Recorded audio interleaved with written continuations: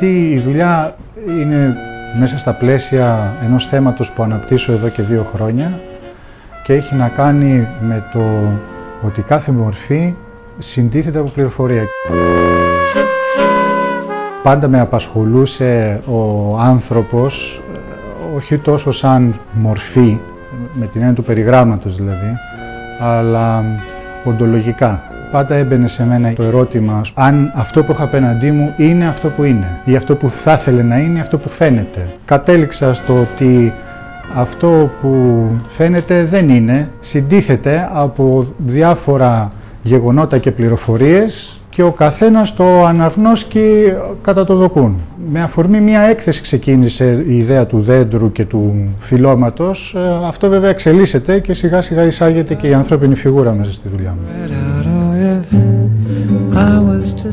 20 χρόνια εδώ στην Αριστοτέλους, στην οποία βρίσκεται το εργαστήριο και δουλεύω και ζώντας όλη αυτή την ιστορική διαδικασία που έχει περάσει και το κέντρο, με οδήγησε στο να προχωρήσω τη δουλειά μου όχι τόσο στο να αποτυπώνω μια φιγούρα με την αστική αντίληψη και τις συνθήκες της, όσο το να το σπάσω αυτό, να το δω λίγο πιο βαθιά.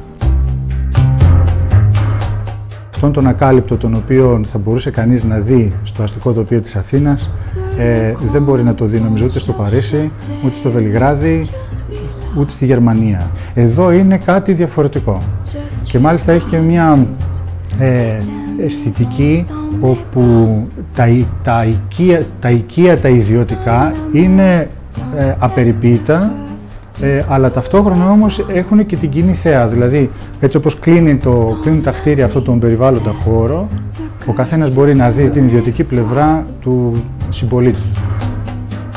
Είχα ξεκινήσει λοιπόν 4 έργα με αφορμή αυτήν την εντύπωση που μου είχε κάνει αυτό το σκηνικό.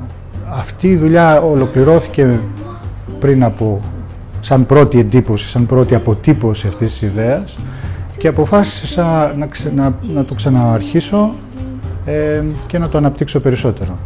Στην πορεία βέβαια απομονώθηκε το σύμβολο του παράθυρου πιο πολύ. Το παράθυρο έγινε ένα στοιχείο από το οποίο μπορεί κανείς να δει μέσα στον καλυμμένο χώρο του άλλου.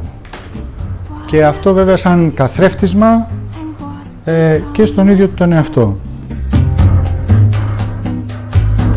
Στην αρχή οι φιγούρες είναι στατικές, αλλά ήθελα να σπάσω αυτή τη στατικότητα και να δώσω αυτή την αίσθηση μιας δράσης η οποία τελείται στο χώρο. Βέβαια η φιγούρα η αντρική έστηκε πολύ μόνη της και έτσι συντροφεύτηκε από μια γυναικεία φιγούρα όπου ο ένας δείχνει τον άλλον.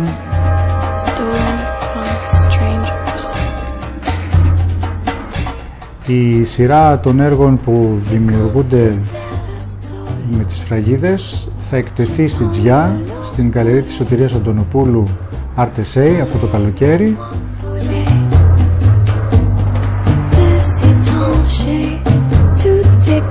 Η τέχνη διαμορφώνει την αντίληψή μας για τον κόσμο.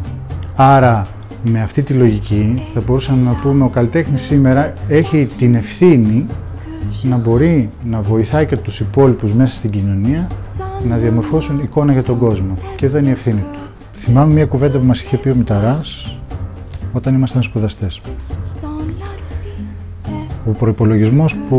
Στον προϋπολογισμό του κράτους της Γαλλίας, το Υπουργείο Πολιτισμού έχει μεγαλύτερο κονδύλι από ό,τι έχει το Υπουργείο Άμυνας.